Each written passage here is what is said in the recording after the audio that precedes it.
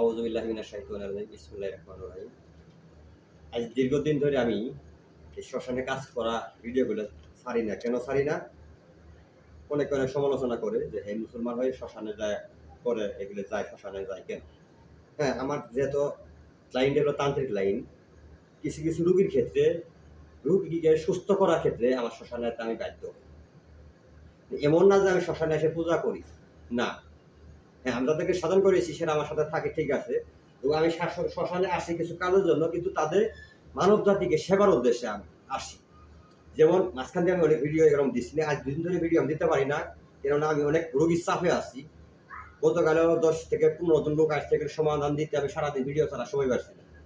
আজকেও অলরেডি কয়েকজন ভাই আমার কাছে আসছেন, নাম বলবো না, 3-4 জন মানুষ আসছে, সবারই একই অবস্থা, শুধু জাদুগ্রস্ত, জিনগ্রস্ত, জিন চালান, জাদু চালান, মানে বান বিদ্যা, বান প্রয়োগ করা। এমন পর্যায়ে তারা গেছে, হয়তো কিছুদিন গেলে তারা হয়তো বাঁচার সম্ভাবনায় তাদের নাই, এমন একটা অবস্থা।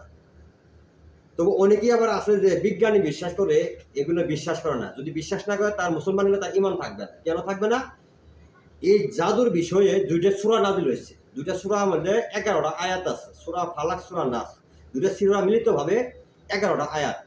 আর রাসূল পাক সাল্লাল্লাহু আলাইহি ওয়াসাল্লামকে এই 11টা সূরা গিট্টু দিয়ে জাদু করা হয়েছিল। 2টা সূরা নাযিল হয়েছে, 11টা আয়াত। 11টা আয়াত পাঠ করে 11টা গিট্টু সূরানি পর রাসূল 6 মাস অসুস্থ ছিল, তারপরে সে সুস্থ লাভ করছে। 2 জন ফেরেশতার মাধ্যমে এটি তবদীল করা হয়েছে আল্লাহ পাক সহযোগিতায়। যাই হোক, এই জন্য জাদুর উপরে 2টা সূরাই নাযিল করা হয়েছে। এটা 2টা কোরআন থেকে আমাদের প্রমাণিত। আর একটা বিষয় হলো জিন। জিন যদি কেউ বিশ্বাস না করে, তাহলে কোরআনকেও বিশ্বাস করা হবে, অমান্য করা হবে, তাহলে সে মুসলমান না।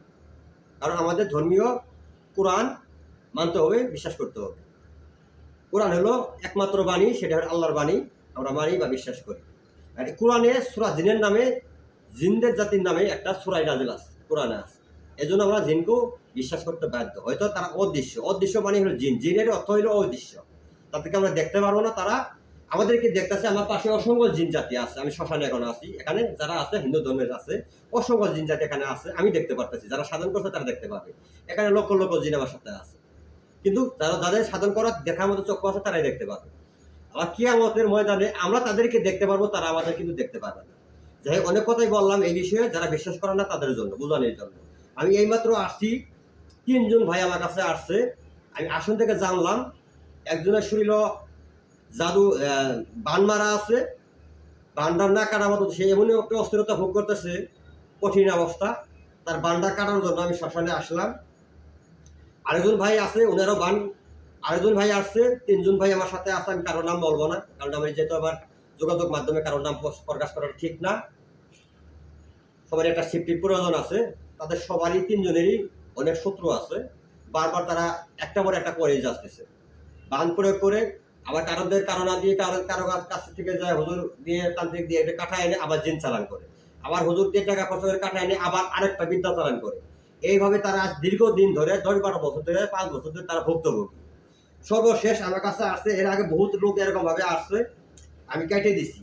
কেটে দেওয়ার পর 3 দিন পর, 7 দিন পরে যে আবার করবে না, তার বিশ্বাস কি আছে? অবশ্যই করবে। শত্রু মরার আগ পর্যন্ত আমরা কিছু লাগেই থাকবে, শত্রু তো শত্রুই। এই জন্য আমার কাছে এসে তারা প্রথমে বলছে যে ওস্তাদ এটা কাটার পর যেন করতে আর না পারে। আমি সেটি বলছি যে আমি এটা কেটে দিব, পরবর্তীতে যে করতে না পারে, এর জন্য বিকল্প রাস্তা অবশ্যই আছে। অষ্ট ধাতু দিয়ে, আমি পাথর দিয়ে, যাই হোক নিয়ম কারণ আমি একটু গোপন রেখে দিলাম। আমি যারা আমার প্রাণপ্রিয়, মানে আমার কাছে ভালো লাগে, তাদের শুধু আমি এই সেফটি জিনিসটা দিই, সেটা আমি নিজেও ধারণ করি। যেটা এটা আমি সেফটির জন্য তাদেরকে দিয়ে দেই, এটা তারা যদি ব্যবহার করে, এই জিনিসটা আমি আশা করি কোনো তান্ত্রিক কবিরাজ তাদের শরীরে কোনো জিন চালান, কোনো বিদ্যা চালান, বান চালান করতে পারবে না। এটা আমি চ্যালেঞ্জ। তবে এই সেফটির জন্য আমি জিনিসটা তাদেরকে দিয়ে দেবো। আমি অলরেডি গঙ্গার জল, যা কিছু প্রয়োজনীয় জিনিস আছে সব কিছু নিয়ে আমি আসছি শ্মশানে। আমি এখানে তাদের 3 জনের কাটিং করবো, কাটবো রাত্রের বেলা, গভীর রাত্রে আমি শ্মশানে আসছি কাটার জন্য। অনেক সময় নিয়ম থাকে যে গভীরে আসে কিছু কিছু কুফরি বিদ্যা চালান করা থাকে, কাটা করা থাকে, এগুলো করতে হয় শ্মশানে বসে ডাইরেক্ট অলঙ্গ হয়ে। কুফুরি কাটাটা কুফুরিভাবে কাটতে হয়, পুরা শরীরে সব কিছু খুললে পরে কাটতে হয়। এটা কুফুরি যদি করে থাকে, কুফুরি নিয়মে কাটতে হয়। এটা যাই হোক কুফুরি নিয়মে করছে না, তারা পোশাক পরেই করছিল, কুফুরি বিদ্যা প্রয়োগ করছিল। এই জন্য আমি স্বাভাবিকভাবে কাটতেছি, ইনশাআল্লাহ আপনারা দোয়া করবেন, তিনজন ভাই যেন সুস্থ হয়, আল্লাহ পাক যেন তাদেরকে সুস্থতা লাভ করে, ভবিষ্যতে যেন সুস্থতার হাত থেকে তারা বাঁচতে পারে, সবলভাবে সাধারণ মানুষের মতো তারা যেন জীবনযাপন করতে পারে। এই জন্য সবার কাছে আমি দোয়া চাই তিনজন ভাইয়ের জন্য। আবার বলতে পারেন যে এখানে 3টে মুরগ দেখা যাচ্ছে, তা কেন? এই 3টে মুরগ এটা আমার ব্যক্তিগত। কেন? আমি মার এখানে যেহেতু আসছি, মার জন্য আমি একটা মুরগ নিয়ে আসছি কালো। আর আমার সাথে অনেকেই জানেন যে সর্বোচ্চ বড় শক্তিশালী হলো দেও, নামটা বলা ঠিক না, তারা আমার বডিগার্ড হিসেবে থাকে বা দুই একটা কঠিন কাজ করে থাকে তারা। তাদের জন্য আমার কিছু খাবার দেওয়ার নিয়ম প্রতি সপ্তাহে একদিন। দীর্ঘদিন ধরে আমি গিয়ে আসতেছি কিন্তু ভিডিও বানাইছি না। আজকে যেহেতু লাইভে আইসি বা ভিডিওতে আসছি, তো সেহেতু সামনে পড়ছে বলেই দিলাম, নিয়মটা বলাটাও ঠিক না, অনেক শত্রু আমার আছে। তো আশা করি ইনশাল্লাহ মনে আল্লাহ পাক যদি আমার সহায় থাকে, কোনো তান্ত্রিক শত্রু বিপরীতে আমার কিছু করতে পারবে না। কেননা আমি মানুষের সৎ পথে আছি, মানুষের সেবায় আছি, মানুষের সেবা করে যাবো, মানব সেবা বড় সেবা। ইনশাল্লাহ আপনারা সবাই দোয়া করবেন আমি যেন মানুষের সেবা করতে পারি। আর এই মুরগটা শুধু ভোগ দেওয়ার উদ্দেশ্যে নিয়ে আসছি। আর যেটা দেখতেছেন এটা গঙ্গার জল। আমি যে 3 ভাই আছে আলাদা আলাদা করে ছবি আর্ট করবো। আর্ট করার পর ওখানে বুকের মাঝখানে তাদের বাবার নাম, তাদের নাম লিখে তারপর আমি করাত কাটা দিব, দেওয়ার পর গঙ্গা জলটা 3বার ছিঁড়ে দিতে হবে। এটা অরিজিনাল গঙ্গা জল, এটা একটু মূল্য আছে, পানির জলটা অনেক টাকা দিয়ে খরচা করে ভারত থেকে আনতে হয় আমার। যাই হোক, এটা দিয়ে আমি কাটিং করে শেষ দিয়ে আমি এখান থেকে বিদায় নিব। যে এগুলো তো আজকে শেষ করলাম। যদি এরকম কঠিন ভুক্তভোগী কেউ থাকেন, বিভিন্ন জায়গায় যায় সমাধান পাইছেন না, ইনশাল্লাহ আমি আশা করি আপনার কাছে আসলে অবশ্যই ইনশাল্লাহ আপনারা সমাধান পাবেন। এটা আমি আল্লাহর সাহায্য নিয়ে কাজ করে থাকি ইনশাল্লাহ।